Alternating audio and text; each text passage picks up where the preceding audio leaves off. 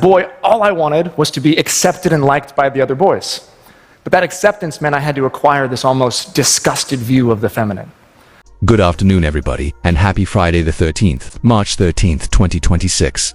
I've got all your latest updates lined up for your rush hour ride home. And as usual, Friday doesn't disappoint when it comes to breaking news. Leading the headlines is the ongoing and highly publicized Justin Baldoni versus Blake Lively case, which has been generating intense media coverage, public debate, and speculation about what really happened behind the scenes. Recently, a significant development occurred when a judge officially denied Lively's request to sanction Baldoni's attorney, Brian Friedman. While this might seem like a technical or procedural legal maneuver to those not closely following the case, it carries real weight, both symbolically and strategically. Lively had argued that Friedman's public statements could unfairly influence the case and harm her credibility, attempting to frame them as a threat to the integrity of the proceedings. But US District Judge Louis Lamont ruled that her team failed to show sufficient evidence that these comments would significantly prejudice the legal process. In other words, even if Friedman's statements were controversial or drew public attention, they didn't meet the legal threshold required to justify punishment, and the motion was therefore denied. This ruling represents a meaningful win for Baldoni's side, not because it resolves the overall lawsuit, but because legal battles of this nature often hinge on momentum, perception, and the incremental shaping of strategy, and this small victory could help Baldoni maintain an upper hand as the case progresses. Meanwhile, despite this legal setback, Lively's team has been actively managing her public image, with PR efforts particularly through outlets like People magazine appearing to reinforce her narrative and reassure her fanbase. Yet even with such media support, the court's decision remains a tangible loss in the legal arena. Beyond the courtroom drama, global tensions continue to escalate, particularly with the ongoing war involving Iran, which has now reached nearly 2 weeks of intensified conflict, leaving in its wake billions of dollars in destruction, rising casualties, and serious economic ramifications. Energy markets are reacting sharply, with gas prices expected to surge, potentially even doubling in the coming weeks, while analysts warn that the conflict's broader impact could ripple across global economies, trade, and geopolitical alliances, all without any clear exit strategy in sight. Taken together,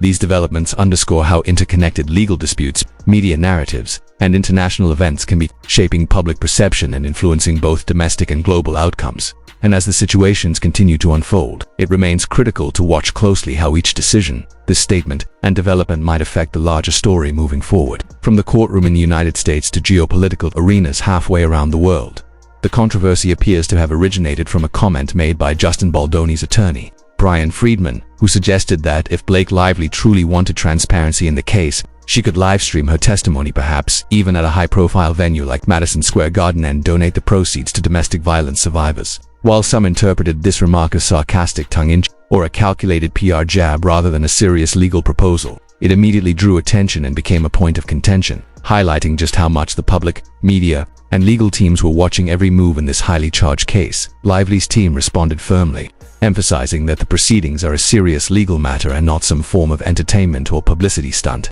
underscoring the tension between legal strategy and media perception. At the same time, it is widely understood in the legal world that attorneys are generally allowed to advocate for their clients publicly, sometimes aggressively, and Friedman has been explicit about his position, asserting that he believes Lively has been less than truthful and that his team intends to expose inconsistencies in her claims throughout the trial. The dynamics of this case reveal that, in high-profile legal battles, success is rarely measured solely by the courtroom outcome. Public opinion, perception, and the narrative crafted in the media play equally critical roles. This is especially true in Hollywood, where reputations, future projects, and career longevity can hinge on how the public and industry insiders perceive a dispute. Even if Baldoni emerges legally victorious, his career could still face consequences because studios and producers often avoid entanglements with controversy, illustrating just how risk-averse and image-conscious the industry is.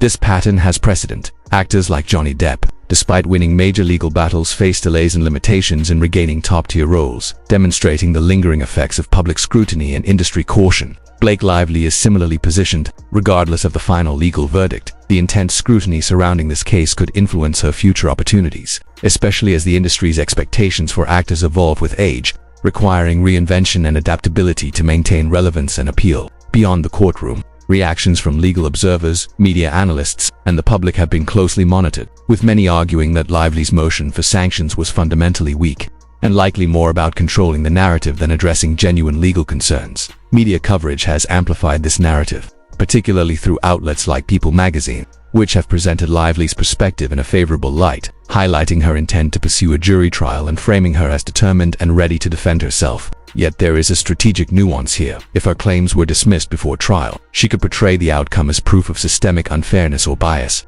leveraging the dismissal to strengthen public sympathy and support, whereas proceeding to trial and losing outright would constitute a clear legal defeat with tangible consequences. In this sense, a pre-trial dismissal could paradoxically serve her interests better than a full trial loss, allowing her to preserve her public image while mitigating direct legal setbacks, illustrating how in high-profile cases like this, legal strategy, media management, and public perception intersect in complex and often unpredictable ways, shaping the careers, reputations, and future opportunities of everyone involved. Now, turning to the international situation. The conflict involving Iran is intensifying, and the lack of clear, descriptive, reliable information is becoming an increasing concern for both officials and the public. While U.S. authorities have indicated that many injured soldiers have returned to duty, they have been vague regarding the exact number of casualties, particularly deaths, leaving significant gaps in transparency and fueling speculation and uncertainty.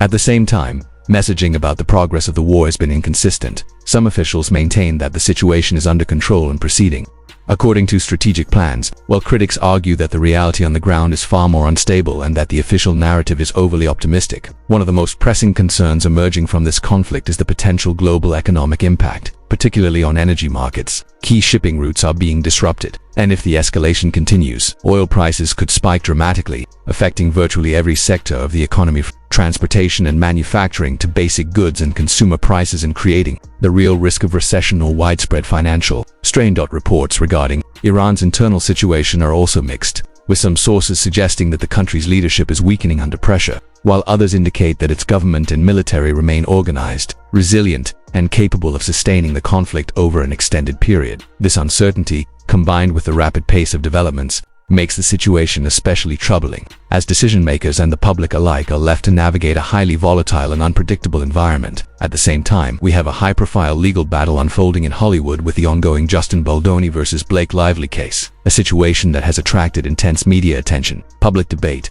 and scrutiny, and which continues to evolve with new developments, court rulings, and PR maneuvers shaping the narrative for both parties. Taken together, these two major stories, the escalating international conflict with far-reaching economic and geopolitical implications, and the legal and reputational struggle playing out in the public eye, illustrate the complex and interconnected nature of modern news, where legal battles, media perception, and global crises all compete for attention, influence public sentiment, and impact lives in tangible ways. As both situations continue to develop rapidly, it will be critical to monitor the emerging details, assess the potential consequences, and understand how each event could unfold over the coming days and weeks, affecting everything from Hollywood careers to international stability. Until then, stay informed, remain cautious in interpreting partial reports, and prepare for more updates as new information becomes available, because both the courtroom and the global stage are far from settled.